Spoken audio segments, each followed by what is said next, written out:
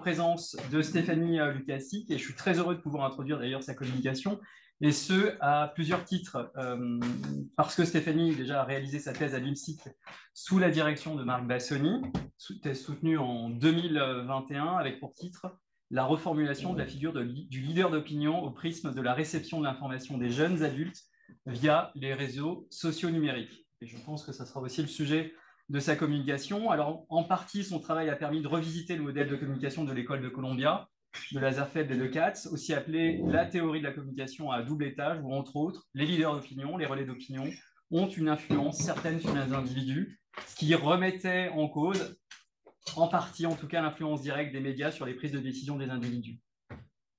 Alors, on notera que son travail de thèse a été l'occasion de nombreuses publications. Il faut juste aller voir sa page sur le site de l'IMSIC et aussi des communications dans des colloques. Un ouvrage a été édité, excusez du peu, aux éditions L'Harmattan, dans la collection Communication et civilisation, avec une préface de Rémi Rieffel. Alors, encore quelques mots sur le parcours et l'actualité de Stéphanie Lukassik. Après sa thèse, elle a fait un passage remarqué dans l'Est de la France en obtenant un post-dater à Metz, à l'UFR Sciences humaines et sociales à l'Université de Lorraine. Elle a été également membre du CREM, le centre de recherche sur les médiations, communication, langue, art et culture dans l'équipe Pixel. Alors, on sait que l'IMSIC attire les talents, mais notre laboratoire, c'est aussi les garder. La preuve, c'est que Stéphanie est officiellement de retour à l'IMSIC sans vraiment l'avoir quitté, mais cette fois en tant que maître de conférence rattachée à l'EGICAM depuis cette rentrée 2023-2024. Je la félicite pour ça. Voilà, sans plus attendre, je laisse la parole à Stéphanie Lukassik pour une communication dont le titre est « Le modèle de l'usager récepteur, un modèle pour l'étude des usages et de la réception des réseaux sociaux numériques ». Avant que tu commences, Stéphanie, juste une chose, il est important pour Didier et moi, et puis également, je pense que Philippe se joindra à nous, également dans ce séminaire de l'équipe 3 de l'IMSIC, de présenter les nouveaux collègues recrutés et c'est important aussi de les accueillir, en tout cas de t'accueillir, Stéphanie, d'un point de vue scientifique, pour justement qu'elle nous présente ses travaux et comment on va pouvoir, dans les années à venir, travailler ensemble sur ces thématiques. Donc, bienvenue, avec un peu de retard. Et je ferme ma parenthèse. Merci Marie-Pierre et merci Pascal pour cette présentation. Donc, bonjour à toutes et à tous. Donc, je vous remercie pour votre présence aujourd'hui. Et je tiens à remercier évidemment les organisateurs, Marie-Pierre Fourquet-Courbet et Didier Courbet, ainsi que Philippe Bonfils, qui m'avaient permis de communiquer mes recherches. Alors, c'était une invitation qui datait du mois de septembre. Et je suis ravie de présenter une partie de mes travaux aujourd'hui. Donc, effectivement, je rejoins l'équipe 3 de l'IMSIC. Avant, je faisais partie de l'équipe 4, mais je vais continuer à collaborer avec l'équipe 4 tout en faisant partie de l'équipe 3. Donc aujourd'hui, je vais vous présenter mon modèle qui a été le cœur de ma thèse. Il s'intitule « Le modèle de l'usager-récepteur » et c'est un modèle pour l'étude des usages et de la réception des réseaux sociaux numériques. Et comme Pascal l'a rappelé, c'était une thèse donc, financée par un contrat doctoral d'Aix-Marseille Université sous la direction de Marc Bassoni. Et ce travail a fait l'objet d'une publication, effectivement, aux éditions L'Harmattan, donc dans la collection de Nicolas Pellissier, et il a été préfacé par Rémi Rieffel. Donc, je ne vais pas pouvoir vous présenter de manière exhaustive ce travail dans le temps imparti. C'est pourquoi j'ai choisi de me focaliser sur le modèle de l'usager-récepteur, qui a été au cœur de mes recherches, et je trouve que ça faisait beaucoup plus résonance avec l'ensemble de la thématique du séminaire. Donc, avant de rentrer dans le vif du sujet, néanmoins, je vais tout de même poser la contextualisation de ma recherche qui a nourri la conception de ce modèle, qui est le cadre théorique de Lazarsfeld et plus largement de l'école de Columbia avec les Lukács. Donc tout d'abord, pour étudier les effets des médias, j'ai choisi ce cadre théorique précis parce que finalement, dès 1944, on peut dire que Lazarsfeld et ses collègues se sont intéressés aux réseaux sociaux, mais évidemment qui n'étaient pas numériques, c'est-à-dire à l'entourage social des individus. Et ce qui est important de comprendre, c'est que j'ai voulu en fait opérer un retour épistémologique justement pour essayer de prendre de la hauteur par rapport aux données qui étaient actuelles sur les réseaux sociaux numériques pour essayer un petit peu d'apporter des bases solides au fonctionnement des réseaux sociaux numériques. Donc, ce qui m'a intéressée, c'est vraiment de se dire que voilà, il y avait quand même des bases en sciences de la communication et alors aux États-Unis, c'est pas la même dichotomie, mais en tout cas, il y avait des bases liées aux recherches sur les médias qui pouvaient expliquer le fonctionnement des réseaux sociaux classiques. À titre d'exemple, hein, aujourd'hui, au sein du séminaire, on constitue un réseau social qui n'est pas numérique en présentiel, mais qui l'est en présentiel. Donc, je suis partie de ce constat que finalement, les réseaux sociaux n'étaient en aucun cas une nouveauté. Ce qui était nouveau, c'était leur transposition au numérique. Et j'ai aussi repris la dénomination explicitée dès 2011 par Alexandre Foutan et Thomas Stenger, que les réseaux étaient avant tout sociaux, avant d'être numériques. C'est pour ça que j'écris socio-numérique en un seul mot, puisque pour moi, il se distingue du numérique à proprement parler, comme je vais vous l'expliquer par la suite, puisqu'on intègre du social dans le numérique et qu'effectivement, ce n'est pas exactement la même chose que d'aller sur un site internet lambda. Donc j'ai décidé d'en faire le sujet de ma thèse, de transposer ce modèle de l'école de Columbia pour voir s'il fonctionnait toujours et afin d'analyser socialement la circulation de l'information sur ce nouvel écosystème informationnel que constituent les réseaux sociaux numériques. Puisque le principe même du modèle de l'école de Columbia, c'est de remettre l'interaction humaine au centre des usages et de la réception de l'information. Et c'est ça qui m'a semblé entrer en résonance avec les réseaux sociaux numériques. Alors pourquoi parce que cette idée, ce débat qu'on a eu ce matin entre l'activité et la passivité de l'usager, je trouvais que l'école de Columbia, justement, en construisant ses recherches pour nuancer le modèle des effets tout-puissants des médias, eh bien, avait cette particularité de réintégrer un récepteur actif au système médiatique d'information et de communication. C'est le premier modèle qui s'est véritablement intéressé à ce que les gens font vraiment des médias, et surtout si les médias avaient une réelle influence sur leur comportement. Alors au début, ce paradigme, il a d'abord été fondé sur une enquête d'un seul type de leader d'opinion, à savoir le comportement de vote, puisque Lazarsfeld travaillait avec un prisme un petit peu politique, et donc il voulait voir si effectivement les médias avaient une influence ou non sur la campagne électorale. Il faut rappeler quand même que c'est le résultat, ce modèle, d'une entreprise cumulative de plus de 11 années de l'étude d'influence personnelle. Alors au départ, effectivement, c'était à propos des leaders d'opinion politique, mais ensuite, avec Eliu Katz, qui était son doctorant à l'origine, ils ont étendu ce paradigme à tout un ensemble de sujets de la vie quotidienne, notamment mode, affaires publiques, la consommation, la culture, le cinéma. Hein. C'est pour ça aussi qu'on retrouve souvent les personnes qui travaillent sur le marketing d'influence qui reprennent ce modèle.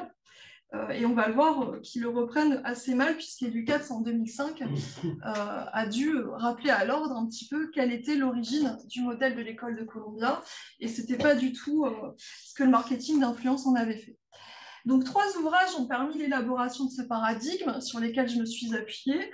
Donc, The People's Choice en 1944, Voting en 1954, qui étaient tous les deux des ouvrages qui portaient sur le comportement de vote et qui avaient vocation à étudier finalement la formation de l'opinion dans le contexte démocratique. Et ensuite, Influence personnelle, qui a été publié en 1955 avec Eliu Katz. Et il faut noter que c'est le seul ouvrage qui a été traduit en français. Il a fallu attendre 2008. Donc, ce qui explique un petit peu aussi pourquoi ce modèle outre-Atlantique a été souvent malmené.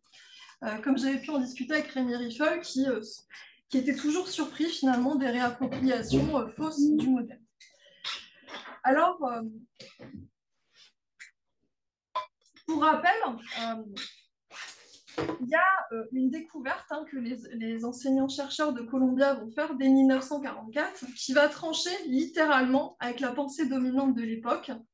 Et c'est en cela qu'il s'agit de ce qu'on pourrait qualifier un modèle canonique pour les Sikhs, puisqu'ils vont découvrir, comme vous le voyez à l'écran, que contrairement à la théorie d'Harold Lloyd Maxwell, l'influence des médias n'est ni unique ni directe, mais elle se fait en 2 temps.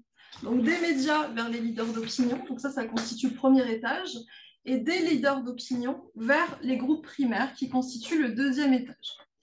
Alors, le modèle de la communication à deux étages met en évidence que ce ne sont pas les médias qui influencent le plus. Ça ne veut pas dire qu'ils n'influencent pas.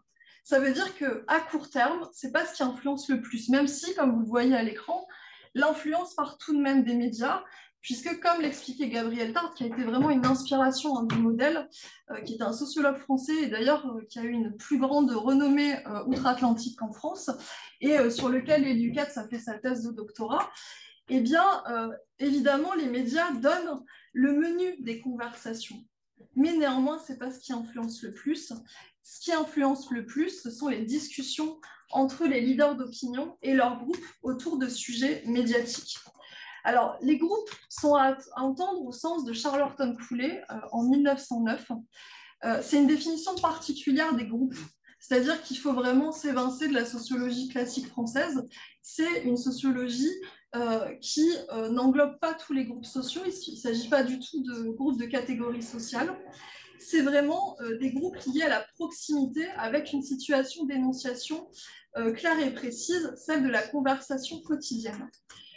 Et c'est pourquoi, au sein de ma thèse, j'ai tenu à faire un retour presque généalogique au savoir du modèle de l'école de Columbia en lisant les 3 ouvrages pour essayer justement d'avoir ce vocabulaire précis en tête et afin de pouvoir travailler toute la pertinence de ce modèle et de le calquer aux réseaux sociaux numériques. Donc, il y a un véritable vocabulaire à avoir en tête quand on lit les travaux de l'école de Columbia et certains termes sont véritablement éloignés de l'usage courant. Et c'est notamment le cas du leader d'opinion. Le leader d'opinion chez Columbia, ce n'est pas du tout une personne célèbre. D'ailleurs, Lucas, en 2005, dans la revue Hermès, va rappeler que le leader d'opinion a un L minuscule et pas majuscule. Et donc, c'est un leader d'opinion du quotidien. Et donc, il n'est pas du tout question d'un leader qui soit ancré dans une permanence. C'est pour ça que j'ai d'ailleurs rédigé un article pour justement distinguer le leader d'opinion de l'influenceur. Alors évidemment, l'influenceur peut être un leader d'opinion, mais on verra qu'il y a des conditions particulières à respecter au sens de l'école de Columbia. Donc le principe de l'influence personnelle qui circule entre les personnes est d'être mouvante, impermanente, à l'image de la conversation quotidienne entre les personnes. Et d'ailleurs, ça renoue avec le sens étymologique du mot influence, qui est un flux impermanent lié à la personne. Donc le modèle, il est assez simple à comprendre. Hein. Quand est-ce qu'on devient leader d'opinion? C'est lorsque 2 personnes, à minima, alors groupe primaire, ça veut dire en fait à partir de 2 personnes hein, dans une conversation, c'est pas forcément un groupe étendu. Donc lorsque 2 personnes échangent, la parole va de l'un à l'autre, et à un moment donné, c'est ça qui nous intéresse, l'une des 2 personnes va diriger la conversation, hein, lead c'est diriger en anglais, et influencer l'autre personne, et cette personne va devenir le leader d'opinion. Donc le leader d'opinion, c'est la figure essentielle de ce modèle. Et au sens originel de Columbia, le leader, c'est vraiment un leader d'opinion éphémère, impermanent, puisque sinon, ça reviendrait à une pratique quasiment professionnelle du leadership d'opinion, et ce n'est pas du tout ce qui a voulu être étudié dans ce modèle. Donc cette figure particulière, il faut avoir en tête certains critères donc dans la littérature de Columbia. Elle se distingue par son caractère quotidien, son impermanence, son ou ses domaines d'intérêt, son prestige qui est octroyé par le groupe, sa dépendance au groupe et par l'homophilie, qui est l'affinité par ressemblance. Cela correspond à l'adage qui se ressemble s'assemble, c'est-à-dire que cette homophilie est constitutive de la composition d'un groupe, puisque le principe du groupe est de rassembler ses membres par affinité commune. Donc cette acception, elle est vraiment différente du leader d'opinion qu'on entend dans la dénomination des médias. Donc il faut bien avoir en tête ce vocabulaire-là pour comprendre le fonctionnement du modèle. Donc à partir de ces critères-là, j'ai veillé en fait à les respecter pour voir en fait finalement si on pouvait reconstruire le mécanisme de la communication à 2 étages sur les réseaux sociaux numériques afin d'observer et d'identifier la présence de leaders d'opinion sur les réseaux sociaux numériques et d'observer et définir surtout s'ils remplissaient les mêmes caractéristiques que ceux de l'école de Columbia, afin justement d'aboutir à une reformulation et surtout à une actualisation du modèle de l'école de Columbia dans le contexte contemporain des réseaux sociaux numériques, ce qui a donné lieu au modèle de l'usager-récepteur. Donc, je vais vous résumer ces résultats, parce qu'encore une fois, je ne pourrais pas aller en profondeur, qui concernent donc les critères du leadership d'opinion socio-numérique. Donc, sur les réseaux sociaux numériques, on retrouve, donc je vous ai mis en 2 couleurs, le caractère issu du noyau dur de la théorie. Alors, je m'appuie sur ce qu'est une théorie, selon la reprise du concept de Karl Popper par Imre Lakatos, avec la ceinture et le noyau dur de la théorie. Donc vous avez en bleu plus foncé les caractéristiques issues du noyau dur de la théorie, donc il reste le caractère quotidien, l'impermanence, le domaine d'intérêt, et en bleu plus clair, ce qui a évolué en fait avec le nouvel écosystème médiatico-socio-numérique. Donc la dépendance au groupe, ça a évolué puisque maintenant, il ne s'agit plus d'une conversation en face à face sur les réseaux sociaux numériques, mais une conversation avec un interface numérique entre nous. Donc le groupe passe de primaire à secondaire. Et l'homophilie, ce qui est intéressant de voir, c'est véritablement qu'elle est amplifiée par les algorithmes. J'y reviendrai tout à l'heure. Et les gratifications, donc dans mes travaux, je parle surtout de gratification socio-numérique, puisqu'il y a quand même des différences avec le courant originel de Katz, Blumler et Gurevich de 1974, qui sont en réalité donc, les réactions, les commentaires et les repartages positifs, puisque l'usager-récepteur, après avoir été satisfait par une exposition à un contenu socio-numérique, eh bien, va gratifier le créateur de contenu. Ce qui a changé aussi, c'est également effectivement le partage via les réseaux sociaux numériques et notamment une concrétisation. Alors moi j'appelle ça réification, mais il y a une connotation un peu philosophique derrière. Donc on va parler plutôt de concrétisation parce que je ne vais pas avoir le temps de m'étendre là-dessus. Avec une visualisation qui est possible du passage du premier étage au deuxième étage. Donc je vais vous le montrer. Pour voir en fait finalement, pour observer l'influence de court terme. Donc vous voyez ici ce modèle de l'usager-récepteur à l'écran. Premièrement, les médias se sont transformés en écosystèmes médiatico-socio-numériques puisque avec les réseaux socio-numériques, nous avons basculé dans un nouvel écosystème informationnel. C'est-à-dire qu'il est possible de s'informer par l'intermédiaire des médias d'information professionnels, mais également par l'intermédiaire d'autres sources d'information, comme les créateurs de contenu, les influenceurs, les usagers récepteurs eux-mêmes, sur les réseaux sociaux numériques, il y a aussi les organisations, etc.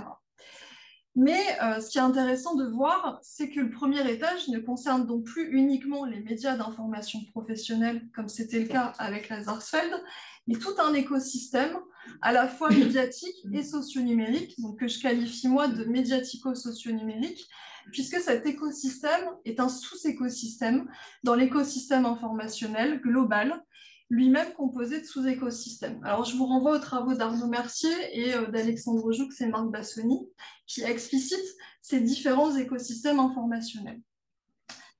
Donc, dans ce modèle, les usagers récepteurs sont exposés dans un premier temps à des contenus de l'écosystème médiatico-socio-numérique, et ces usagers récepteurs peuvent devenir leaders d'opinion socio-numérique en communiquant, dans un deuxième temps, à leur tour, le contenu auprès de leur groupe devenu secondaire via des interactions, comme le partage, les commentaires et les réactions.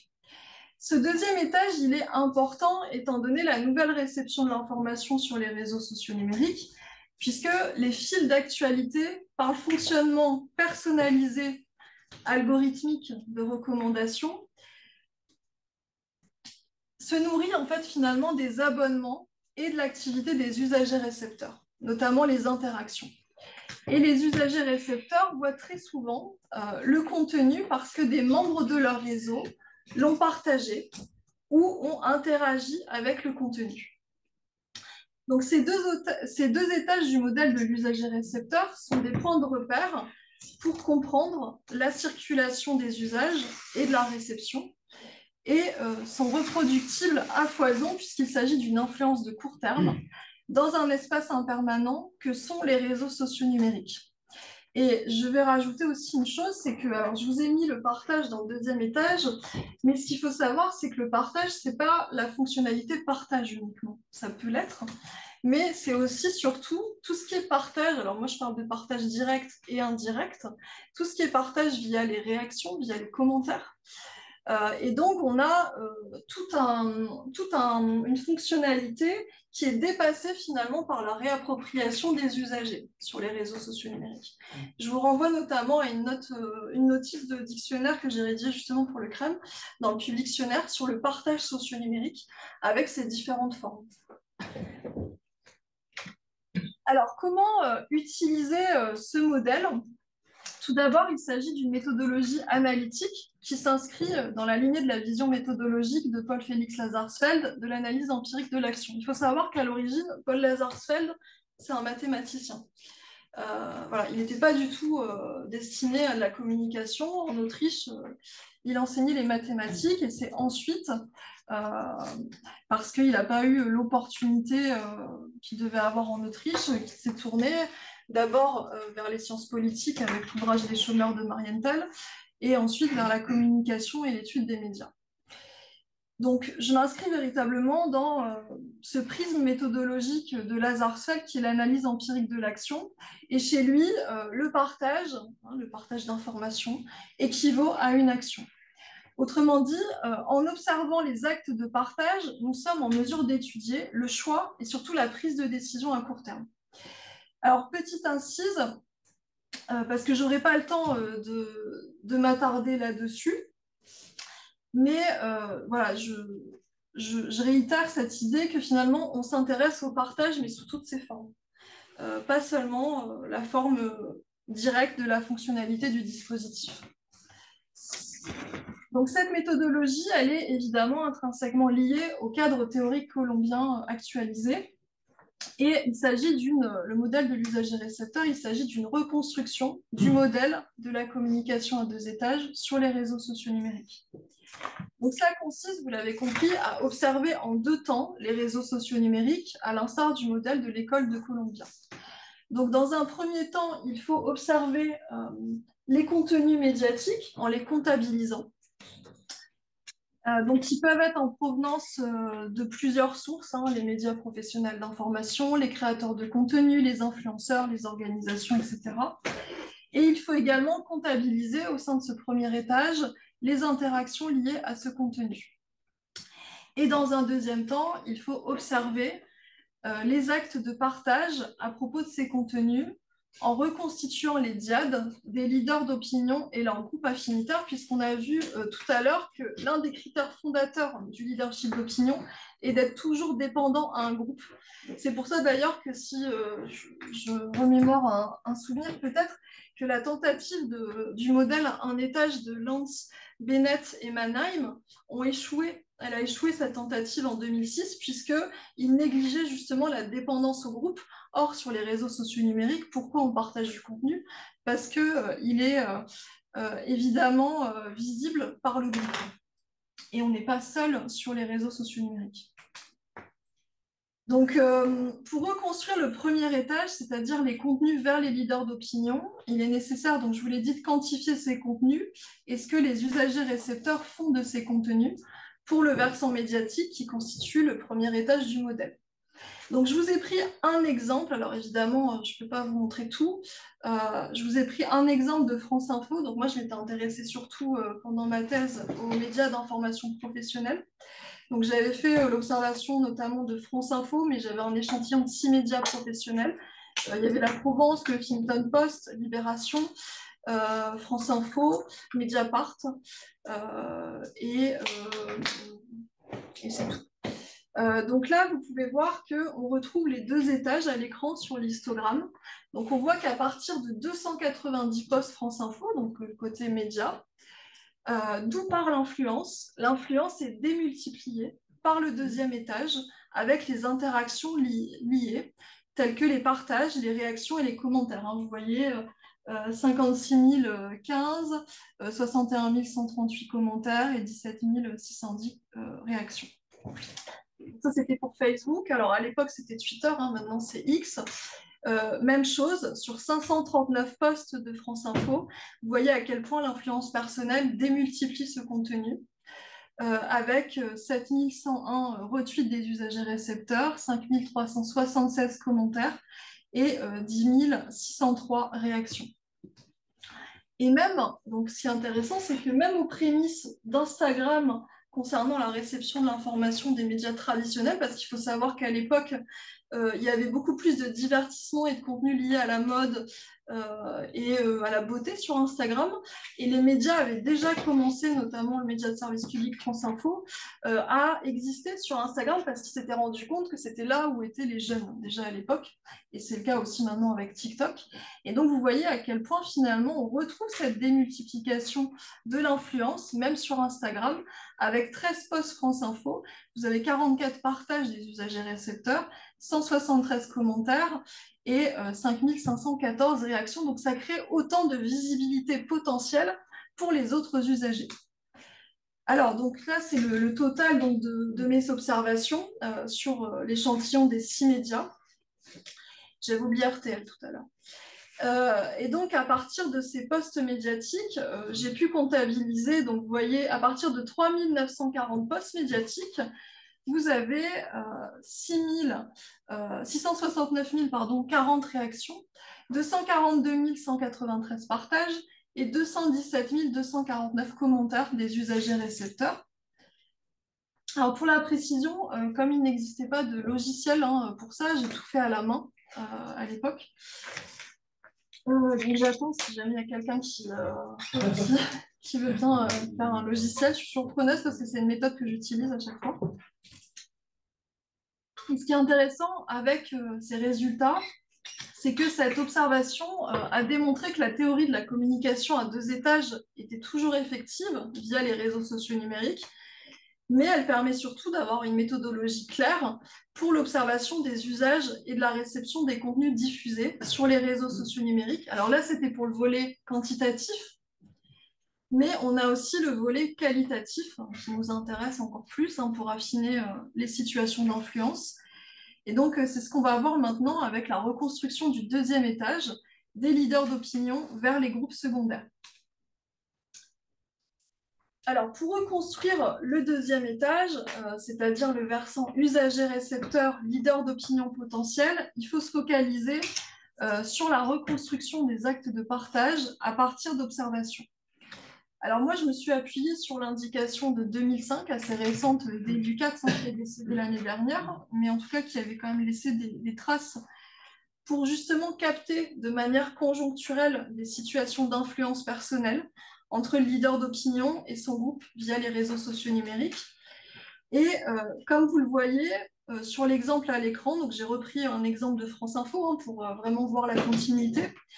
Donc à partir des interactions sous le poste de France Info, on va voir que cela constitue une communication à 2 étages typique de l'école de Columbia. Alors, par respect pour le RGPD, le Règlement général européen sur les données personnelles, j'ai changé les noms en mettant les 2 premières lettres. Mais je vais vous prendre un exemple.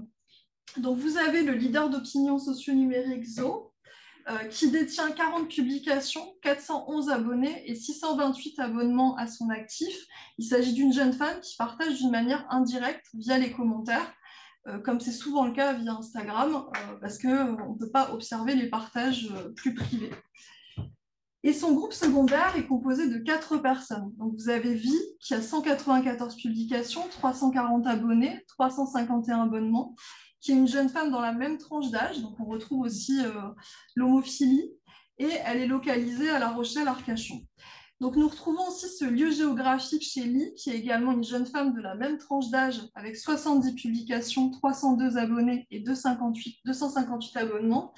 Et sur son profil, on peut voir qu'elle fait des études à l'Université Paris 2. Emma est un jeune homme dans la même tranche d'âge et il comptabilise 66 publications, 410 abonnés, 395 abonnements. Sur ces 4 profils, seul un profil est accessible en public, celui de Ga, qui compte 233 publications, 1043 abonnés et 1219 abonnements, et c'est une jeune femme de la même tranche d'âge.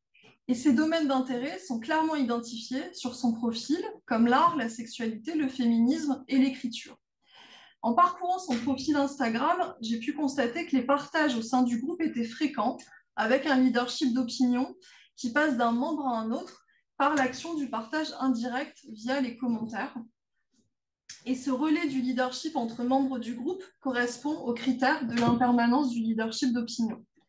Donc, de cette manière, les situations d'influence personnelle peuvent être identifiées et reconstruites à partir du critère de la dépendance à un groupe secondaire homophile et des domaines d'intérêt. Ça, c'est un modèle qui a été repris par Sisson France pour une meilleure connaissance des publics sur les réseaux sociaux numériques, notamment pour mettre en place des stratégies numériques de communication et médiatique. Parce qu'ils avaient besoin parfois, pour avoir échangé rapidement, d'avoir des bases solides pour essayer d'étudier leur public et comment finalement ils pouvaient atteindre leur cible par l'homophilie et leur centre d'intérêt.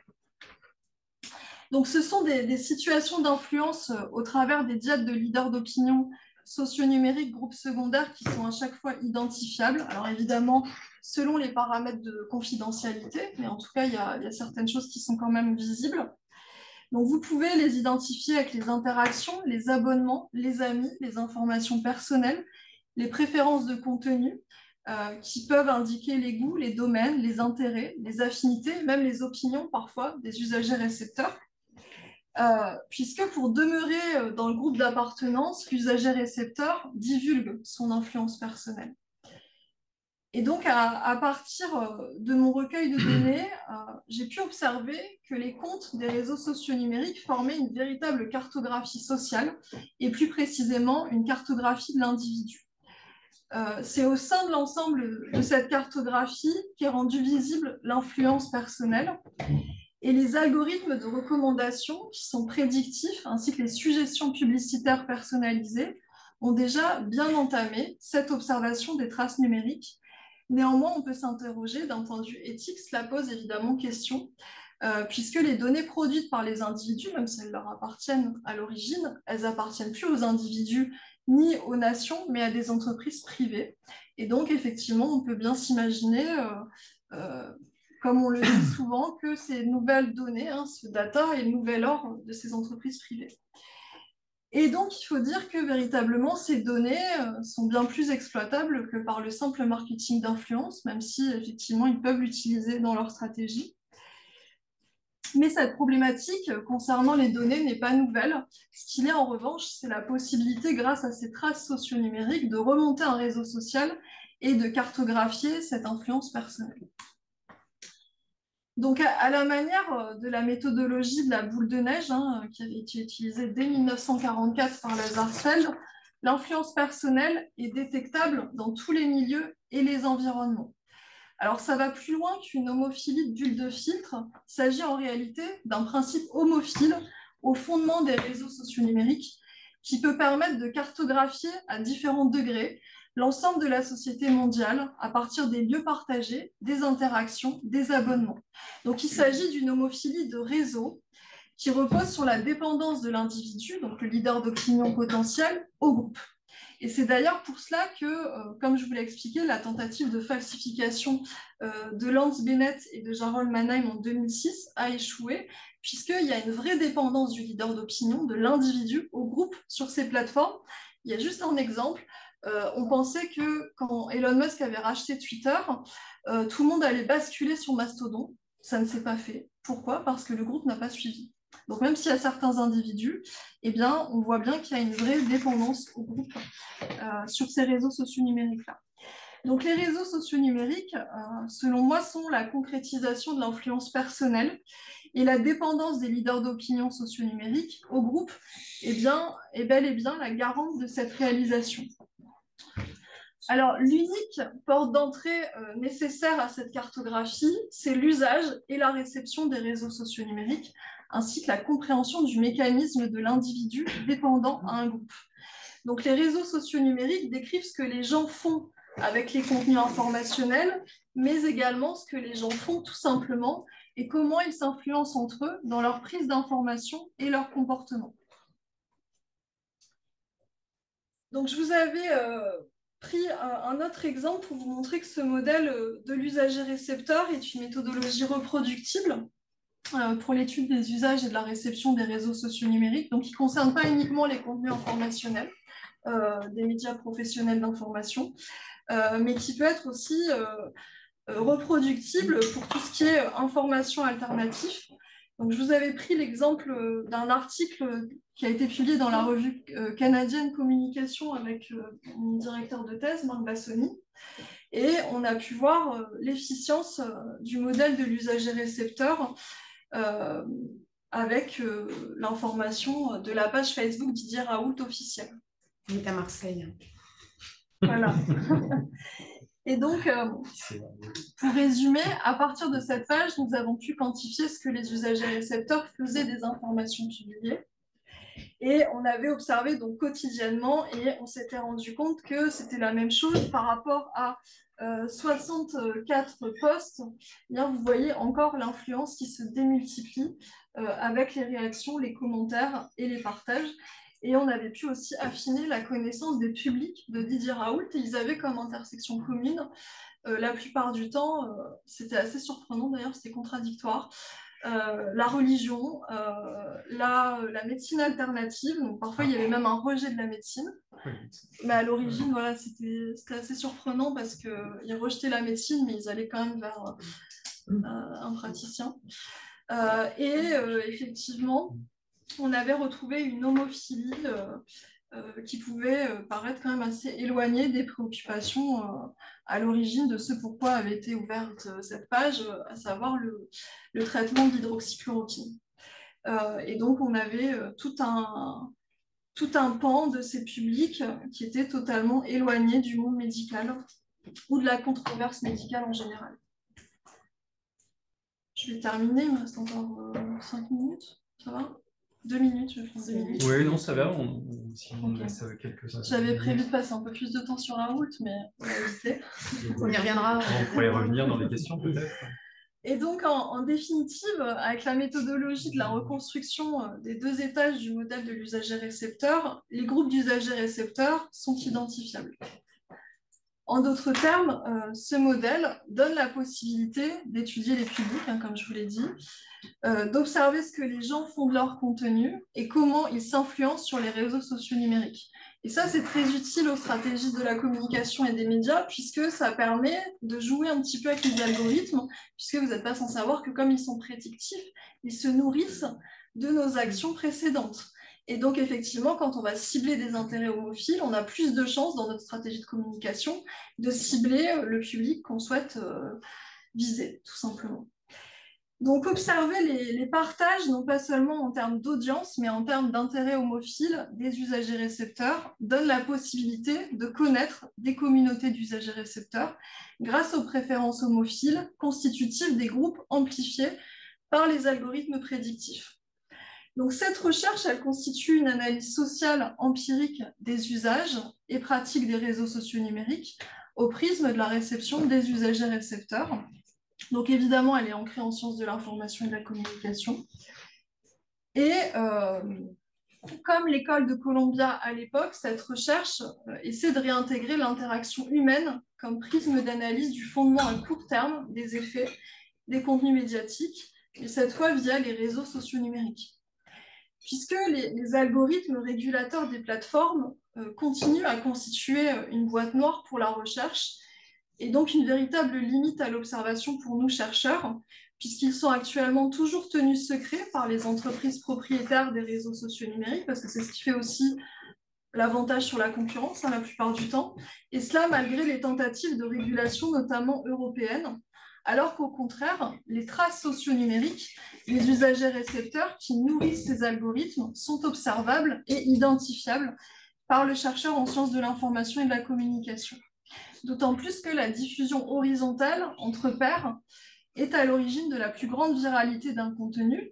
Donc, s'interroger sur le fondement même de l'influence à l'œuvre dans les processus de filtrage de l'information et de réception devrait nous permettre de constituer une porte d'entrée vers de nouvelles perspectives de compréhension des mécanismes à plus long terme de l'influence, puisque je le rappelle, ce modèle de l'école de Columbia, il a souvent été critiqué parce que cela concernait que l'influence de court terme, mais en réalité, c'était déjà annoncé par les concepteurs du modèle et notamment par de nombreuses notes de bas de page de Lazarson et Katz.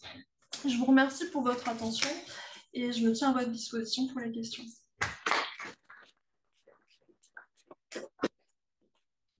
Merci Stéphanie pour cette communication passionnante. Il y a, j'imagine, énormément de questions.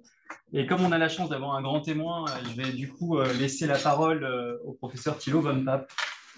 Oui, alors merci beaucoup. Je me retrouve face à 2 pages de notes et je dois maintenant essayer de... J'ai appris beaucoup de choses, en faire une sorte de structure, pas des 2 pages, pas de souci, mais je vais juste évoquer certains points et après vous choisissez sur ce que vous voulez. Donc déjà, merci. Je ne savais pas que Elio Katz a fait son doctorat sur Descartes, mais c'est tout à fait logique. Et je peux confirmer que dans mes cours, par exemple, Descartes joue un rôle plus important que l'école de Francfort, même en Allemagne. Alors que c'est l'école de Francfort, c'est un peu l'inverse, je pense que c'est beaucoup à l'étranger, pas en Allemagne. Et c'était aussi la première fois que j'ai vu la critique de Lakatos à Popper vraiment appliquée dans une recherche, et ça a totalement du sens, je trouve. Et ça m'a marqué aussi parce qu'on enseigne ça toujours un peu comme la fin un peu d'épistémologie, mais on ne l'applique pas. Et là, que vous l'appliquez pour revisiter un modèle, je trouve ça très, très riche. Et puis maintenant, donc, par rapport à ce projet si j'ai bien compris, de revisiter aussi partiellement actualiser le modèle de la communication en 2 étages. Donc j'ai un peu des questions par rapport à ce qui a peut-être changé. Moi, si je viens des réseaux sociaux, donc vous avez dit les influenceurs, ce n'est pas ce qu'on appelle influenceurs, c'est pas les influenceurs dans le sens de Katz. Et est-ce que, du coup, où ces influenceurs-là qui existent sur les réseaux sociaux, donc comment est-ce que vous expliquez peut-être leur émergence et où est-ce que vous les situez, peut-être il y a un lien avec ce que vous avez dit par rapport à la masse critique, certains mécanismes un peu sur les réseaux. Donc ça, c'était une question un peu où ils apparaissent dans le modèle ou dans la méthode. Et après, des choses comme les algorithmes qui n'existaient pas chez Katz et les faux comptes aussi par rapport au professeur Raoult, peut-être. Comment soit vous intégrez ça ou vous dites, ouais, c'est peut-être autre chose que dans l'environnement du modèle. Et un troisième point, le changement des... Donc, il y a différents réseaux sociaux. Il y avait un peu la période où tout marchait un peu comme Facebook. Et après, il y avait la différenciation des réseaux sociaux. Et je suppose, entre Facebook et, par exemple, ce qui se passe sur WhatsApp ou Snapchat, est-ce que ça se passe différemment sur ces réseaux-là? Ça m'intéresserait. Et le dernier point, juste, est-ce que la méthode de l'analyse des réseaux sociaux, est-ce que ça, c'est aussi quelque chose que vous trouvez intéressant pour ce genre d'analyse, donc d'identifier le réseau plus large un peu pour identifier des acteurs centraux ou des liens ou des structures dans ce réseau-là. Donc voilà, c'est pas très structuré, mais ça c'était un peu les idées que ça m'a fait émerger. Et merci encore une fois. Je vous remercie pour toutes les questions. Je vais essayer de répondre le plus précisément possible. Alors d'abord les influenceurs. Alors effectivement, donc, dans mon ouvrage, donc le projet il est abouti, hein, ça a été le cœur de ma thèse, ça a été publié. Dans l'ouvrage, en fait, j'explique qu'effectivement, les influenceurs, la plupart du temps, étant donné que c'est une pratique permanente, hein, on parle d'influenceurs parce qu'il y a une pratique permanente, professionnelle hein, maintenant. Donc effectivement, il y a plusieurs catégories d'influenceurs qui sont plus ou moins rémunérés. On parle de micro, de macro-influenceurs. Mais néanmoins, la plupart du temps, ils ne se retrouvent pas au deuxième étage. Ils se retrouvent au premier étage à la manière d'un média.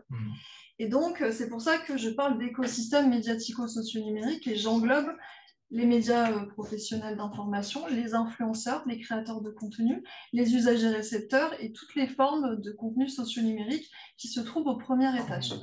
Voilà. Mais là où c'est plus complexe, c'est qu'effectivement, parfois, les influenceurs, étant donné que ce sont des médias qui sont personnalisés, des médias qui sont incarnés par une personne, eh bien, ils peuvent parfois prendre le rôle aussi du leader d'opinion. Mais pour avoir ce rôle-là, il faut qu'il y ait une conversation avec les membres du groupe. Et c'est là où en fait le concept d'impermanence du leadership d'opinion, il a tout son sens sur les réseaux sociaux numériques, parce qu'on voit que ce leadership d'opinion, il n'est jamais stable. Et encore une fois, ce qui nous a démontré dans l'actualité que l'influenceur n'a pas cette influence toute puissante qui est ancrée dans la permanence, c'est le fait divers, le fait d'actualité, comme on veut en parler. En Italie, avec Chiara Ferragni, qui est une influenceuse mode qui avait une énorme communauté et qui, avec un scandale, parce qu'elle a détourné des fonds pour un hôpital, eh bien, a vu sa communauté disparaître, hein, comme une forme de cancel culture. Donc véritablement, il faut bien se dire que oui, l'influenceur peut être leader d'opinion, mais c'est pas le succès d'année évident du leader d'opinion. Et d'autant plus que en fait, l'influenceur, il trouve plutôt sa racine chez Gabriel Weimann, dans l'ouvrage The Influentials, qui était paru en 1994, et qui là, en fait, reprend véritablement les caractéristiques de l'influenceur, du marketing d'influence, avant d'être sur les réseaux sociaux numériques. Mais là où c'est intéressant et où c'est subtil, c'est que l'influenceur va évidemment jouer sur l'homophilie de sa communauté, puisque les personnes vont le suivre parce qu'ils ont un centre d'intérêt commun et ils vont s'attacher aussi à sa personne. Bon, ça, c'est pas quelque chose qui est dans mes travaux, mais c'est vrai qu'on pourrait s'interroger sur le côté émotionnel et le côté finalement attachement à la personne. Donc ça, pour les influenceurs, effectivement, ça peut l'être comme ça peut ne pas l'être, mais la plupart du temps, ils se retrouvent au premier étage à la manière d'un média personnalisé. Ensuite, la deuxième question, si je me souviens bien, ça concernait les algorithmes. Oui, les algorithmes et les faux comptes. Voilà, et les faux comptes. Alors déjà, dans les travaux de Lazarsfeld, il y avait justement ce point aveugle qui subsistait avec les effets pervers. Donc effectivement, les faux comptes, les trolls, puis maintenant avec les influenceurs aussi qui sont issus de l'intelligence artificielle, il y en a beaucoup en Asie. Effectivement, ça c'est quelque chose, malheureusement, ça va être la limite à ma recherche. Mais néanmoins, on peut quand même essayer de calquer le fonctionnement de ces influenceurs-là, donc de l'intelligence artificielle aux vrais influenceurs, puisque c'est un peu le même fonctionnement. On pourrait peut-être aussi s'interroger sur la base sur laquelle on va donner du crédit à des leaders d'opinion. Oui, alors ça, mais ça fait pas partie de ma recherche pour l'instant. Ça, c'est quelque chose que je travaille en parallèle, notamment avec des journalistes. Mais effectivement, il y a une crise de la légitimité. Et ça, ce qui se passe, c'est que les influenceurs sont devenus la première concurrence des journalistes. Et donc, effectivement, ça peut être intéressant. Mais là où je veux en venir, c'est sur le fonctionnement des algorithmes. Moi, je me suis intéressée, en fait, à ce qui était à l'origine, l'homophilie, c'est-à-dire qu'est-ce qui nourrissait les algorithmes. Parce qu'actuellement, il y a tout un courant de recherche qui s'intéresse aux algorithmes et qui pointe du doigt la responsabilisation des algorithmes et des plateformes. Oui, sauf qu'en amont, quand on crée un compte sur Facebook, sur Twitter, enfin X, sur Instagram ou TikTok, on doit consommer du contenu, on doit s'abonner. Donc effectivement, les algorithmes ne partent pas de rien. Et donc moi, c'est vraiment ce que j'ai voulu en fait avec ma recherche, c'est m'intéresser au fondement. qu'est-ce qui est au fondement du fonctionnement des réseaux sociaux numériques et de la circulation des contenus, et surtout qu'est-ce qui fait que les usagers appartiennent à des groupes et pas à d'autres, et pourquoi votre fil d'actualité est différent de celui de Pascal aussi.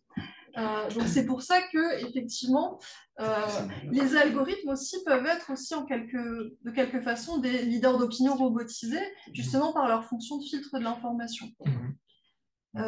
Et ensuite, je veux bien que vous me rappeliez juste le mot. C'était les réseaux sociaux, des différents. Donc, sur WhatsApp, il y a ça. Effectivement, ce que j'ai pu observer, c'est qu'effectivement l'homophilie était la base de tous les réseaux sociaux numériques. Ils sont fondés à partir de cette homophilie-là, parce qu'il faut rassembler tout simplement les individus dans des groupes et leur suggérer des contenus. Et surtout leur plaire aussi pour qu'ils reviennent, pour susciter de l'attention, parce que c'est une économie de l'attention avant tout. Mais il y a effectivement, ce qui est intéressant du point de vue des usages, c'est vraiment les fonctionnalités qui sont disponibles, qui sont différentes, notamment sur Instagram. Comme j'ai expliqué, en fait, on ne partage pas directement forcément, mais on va commenter en signalant le nom d'un usager pour partager d'une certaine manière et rendre ce partage public. Donc j'ai pu relever effectivement un certain nombre de différences, mais il y a quand même quelque chose qui fait le cœur de ce fonctionnement-là, ce sont l'homophilie et surtout ce phénomène de bulle de filtre aussi, qui peut être aussi hétérogène, qui n'est pas seulement homogène, parce que parfois on a tendance à dire on est enfermé dans un entre-soi, mais dans cet entre-soi, il peut y avoir des diversités. Homophilie, pas seulement dans la question des centres d'intérêt. Non, ça peut être aussi question de sexualité, question d'âge. Tu présentais tout à l'heure justement un groupe où il n'y avait que des femmes finalement. Oui, non, il y avait un homme. Effectivement. Non, non, c'est pas seulement. En fait, c'est une affinité par ressemblance. Qu'est-ce qui fait finalement que ces individus vont se regrouper?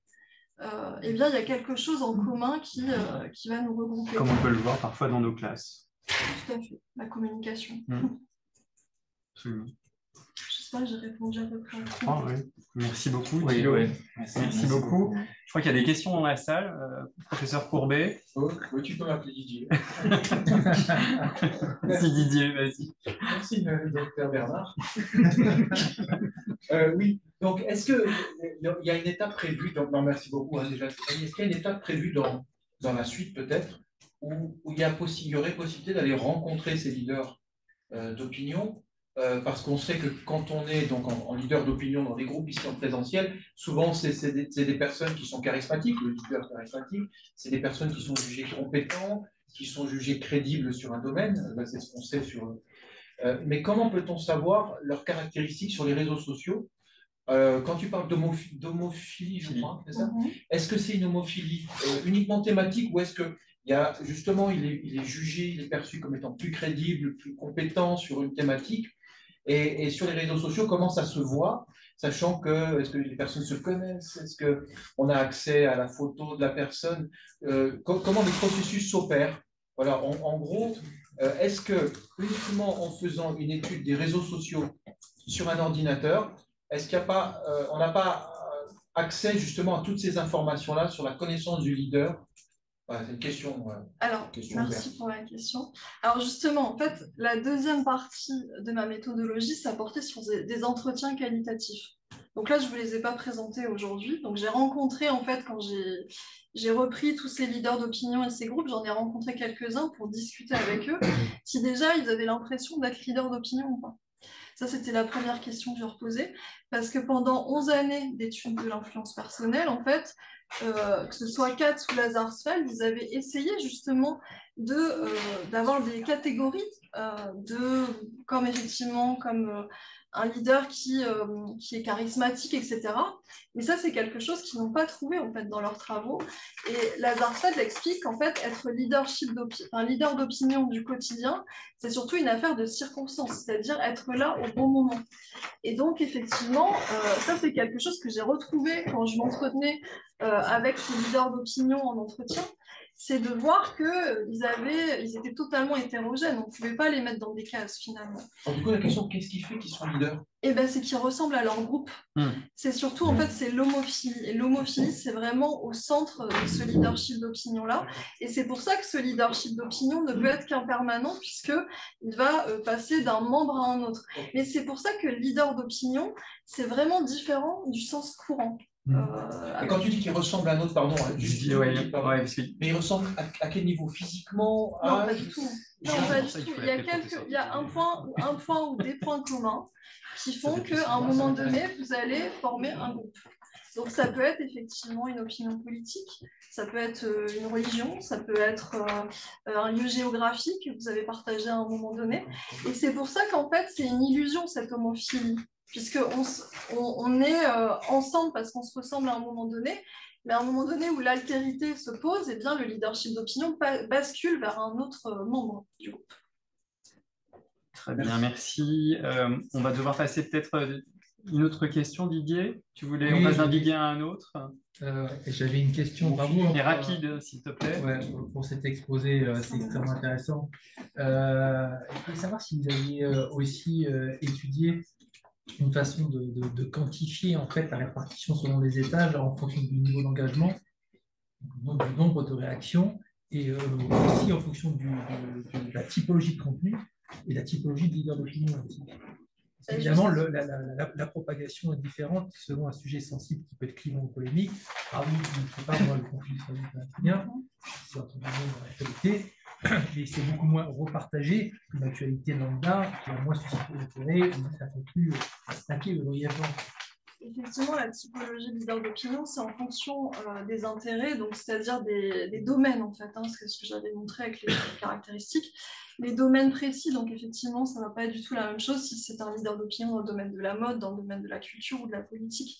Mais ce que je me refuse à faire, puisque c'est quand même un leadership d'opinion à court terme, c'est de trop vouloir catégoriser. En fait, ça, c'est le travail des professionnels qui essaient d'asseoir une pratique et de vendre leur pratique à des clients. Alors qu'en réalité, on voit bien que le leadership d'opinion, alors évidemment, il y a une personne qui va être leader d'opinion dans le court terme à un instant T, mais moi, ce qui m'intéresse, c'est vraiment d'identifier des segments du leadership d'opinion et surtout ces segments homophiles qui font qu'une information va basculer d'un individu à un autre. Donc, je comprends la préoccupation de l'engagement, mais moi, ça n'a pas été ma préoccupation. Moi, ma préoccupation, ça a été vraiment de voir à quel point, finalement, l'influence personnelle était toujours la plus effective, en fait, sur les réseaux sociaux numériques. Et c'est vrai que les taux d'engagement, c'est quelque chose qui concerne plutôt des buts lucratifs pour moi, comme l'avait expliqué Katz, d'ailleurs.